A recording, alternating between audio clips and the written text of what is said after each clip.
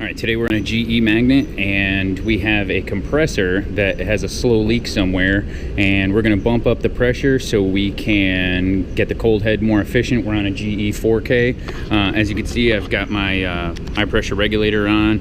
Got plenty of gas helium in the tank, and I've set it to about 400 psi. And since we're on a trailer, it's down underneath this platform, so we're going to get underneath there and I'll show you the rest. All right, so we're underneath the belly of the trailer right now. Sorry for the shakiness. As you can see, this is a CSW71. As I said before, we're on a 4K magnet, which means it's extremely low boil off or a zero boil off. The system pressure right now, dynamic, is between 1.5 and 1.6. That's what the static charge should be at technically. So we're going to turn this off, see what our static pressure is, hook everything up, and then charge it up, and we'll take a video of that, and then I'll explain a little bit about why you need a cold head compressor and why you need it to be operating efficiently. So as you can see, with the compressor turned off, we have about 1.3 MPa. We're looking for about 1.65, 1.7. So what we're going to do is hook everything up, charge everything up, and we'll go from there. Alright, so now we're at the back of the compressor. As you can see, you have your supply and your return line. Because this is in the belly of a trailer, I apologize for the pump noise, but you can see right here, this is our Aero Quick fitting for the charge kit. This is our Aero Quick valve to 1/4-inch flare. This is the Aero Quick self-sealing. And then this is my wrench that I like to use. I like to put it on like this, start it by hand. Make sure we're going the right way here. Nope. Alright, we're good there, so I like to put it on like this. Sorry for the awkwardness.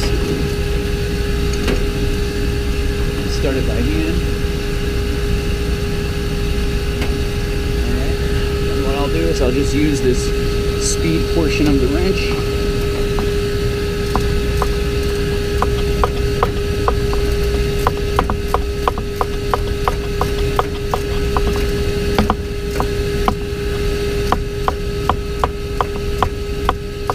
Doing this, I'm just being careful. There are a few maintenance switches back here that I don't want to move into the wrong area.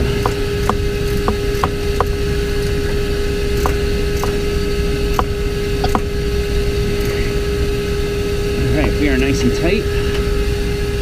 So now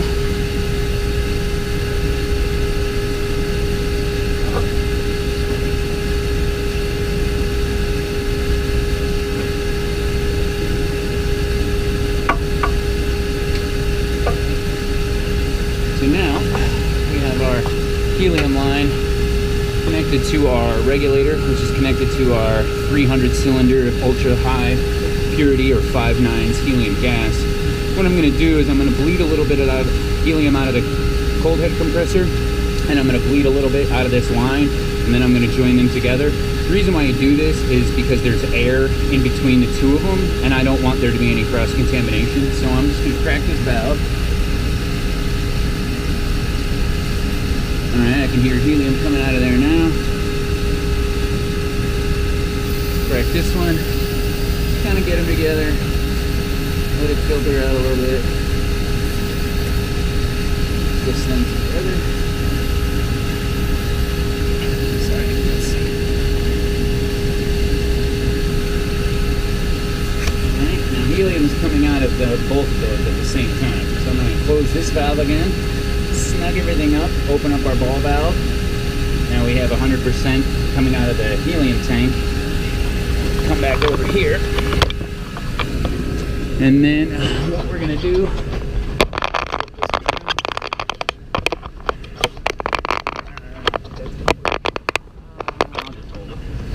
so as you can see, after I bled a little bit out, now we're at 1.15. We're going to go up to about 1.7. Crack this valve in the back again. Sorry for the wobbly video.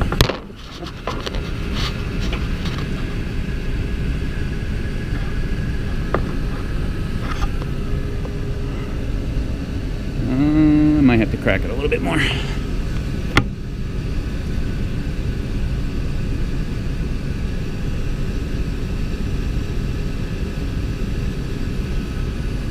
And that pump in the back is really making it hard to hear. All right.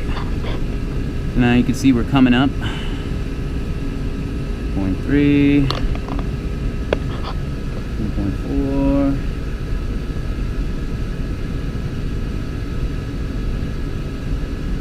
1.5, and then when it hits 1.6, I'll run in the back and turn that off, and we'll see where we end up. 1.6. Alright, that valve is closed now. Where'd we end up? Just under 1.7. I think I can live at that. So I'm gonna take all the connections off. I'm not gonna bore you with that, and then we'll catch you here in a minute. Alright, now you can see that our cold head compressor is somewhere between 2.3 and 2.4 dynamic. That's right where it should be. Before we get out of our little crawl space here, just wanted to kind of highlight this wrench combo that I use. I put it on first, and then I hand thread it, and then I use the ratchet portion of that wrench. It makes it a little bit easier, especially in these tight situations where you're trying to get a 3/4 inch wrench. Usually the bigger the wrench size, as far as the open end, the bigger the opening, usually the longer the wrench. There are stubby wrenches out there, but I found that this way works the best. Plus, I don't like the one that flips. I like the selector switch here, and I've had this for about 15 years. You wouldn't know it by the look of the wrench because it looks brand new, but it's in the kit and it only comes out when I use for charging. And then I just kind of wanted to go over the swage lock a little bit. Now, earlier I said that this is an arrow quip. Now what that means is that this connection is self-sealing. So as this portion of the connection gets pushed into the other end of the female connection, the gas automatically flows, and then when you're pulling it off, it automatically self-seals on the female. And I'm gonna try to get you a picture of that, but it's kind of dark in the back. And as you can see, this one has 67,585 hours. Remember, these helium compressors pretty much run 24 hours a day, 7 days a week. So what's about that? All right, why do we need a cold head compressor? First, I'm going to shut my gas off here real quick. Leave this pressure off.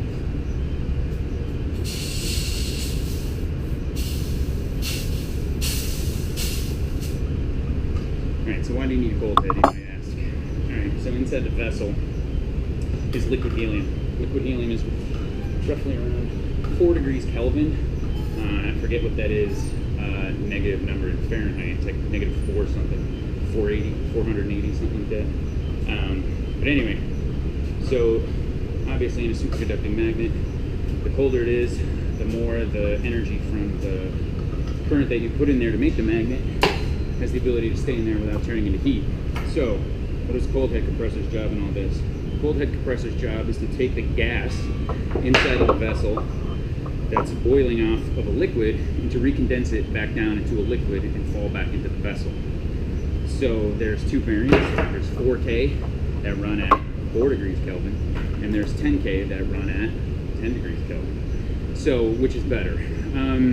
The 4K is better in pretty much every aspect. The 10K runs at 10 degrees Kelvin, so while as efficient as it is, it still does boil off a lot of helium. Typically, on a Siemens Symphony, you're looking at about 1% a week.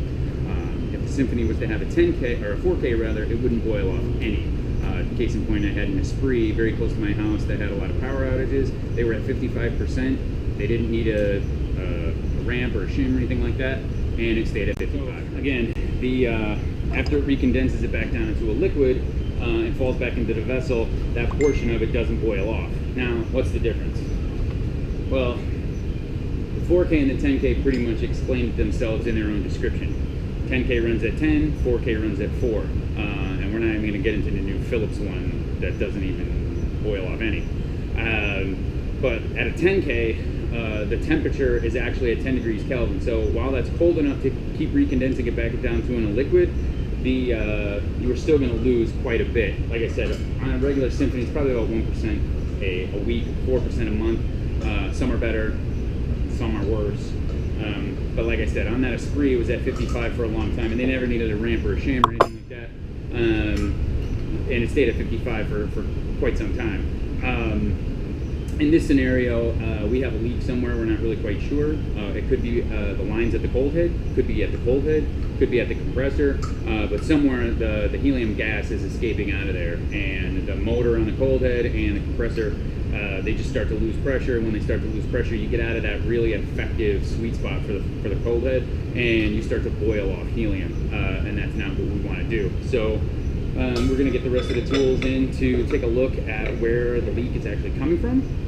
Once we find that out, the specific component will be replaced, and hopefully we shouldn't have to have this again, because yeah, being underneath this deck kind of sucks. But typically they're not in this. But yeah, questions, comments, let me know, and we'll try to make another video.